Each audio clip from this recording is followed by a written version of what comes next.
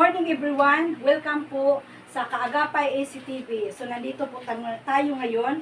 Gagawa po tayo ng macaroni with fruit or macaroni fruit salad.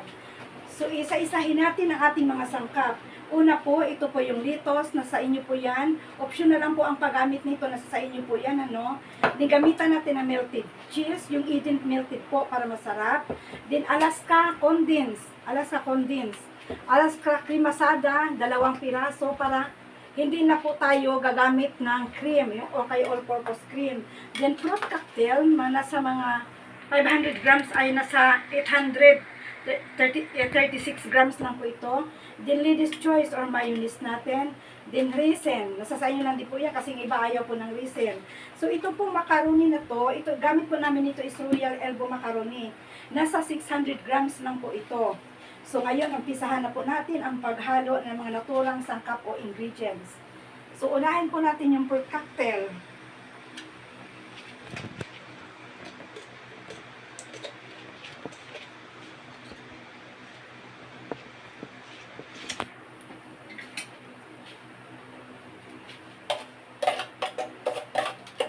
Haluin na po natin na wala na natira.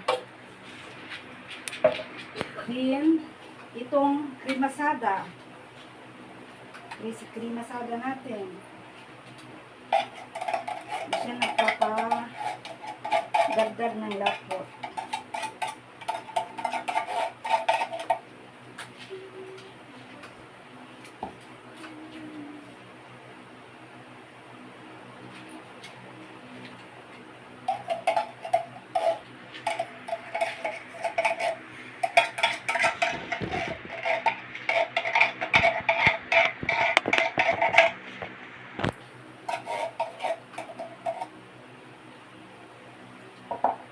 Then Alaska condensed. Napapadagdagin po na ito ng tamis.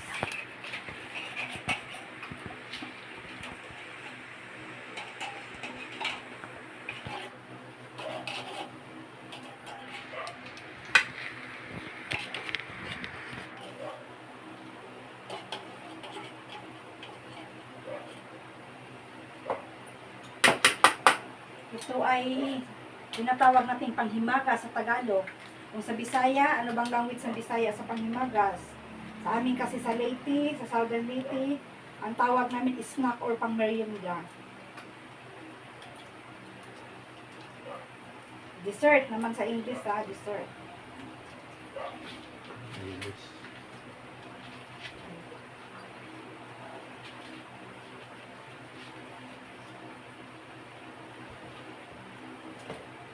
Lagyan natin ng raisin.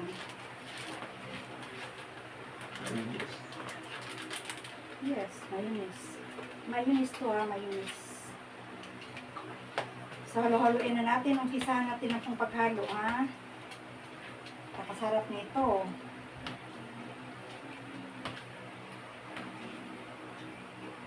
Pwede naman kayong gumawa na kahit yung pakunti-kunti lang.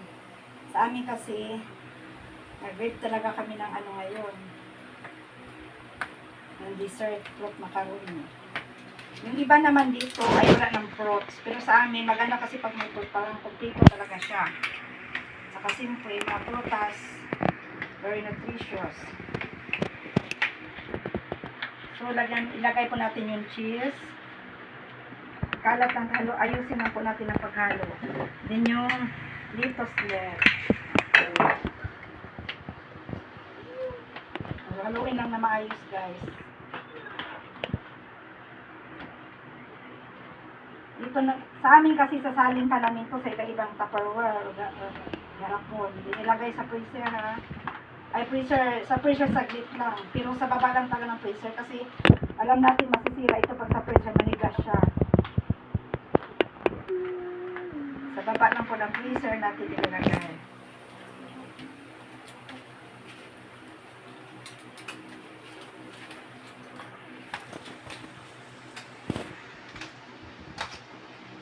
Hindi na po yan, salin. Ito na lang, So, palamigin ka natin.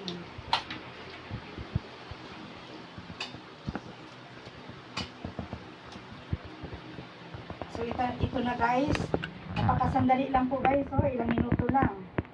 Pero hindi po kasama doon yung paglaga ng ano guys ha.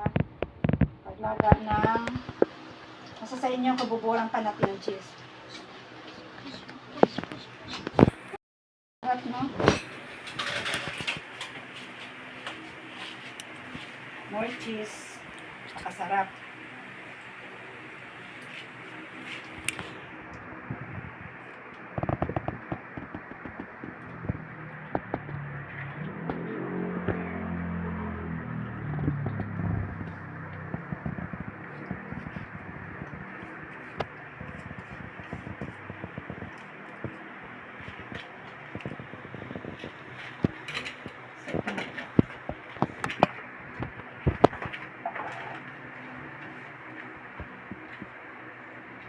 Fruit macaroni salad.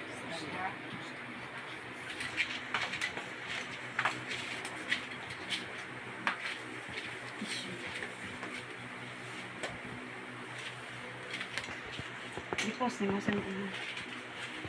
Push up na.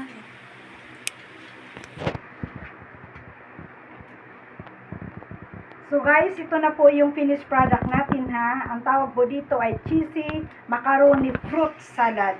So ito na po ha, ito na po siya. So maraming salamat. Thank you for watching. God bless us all.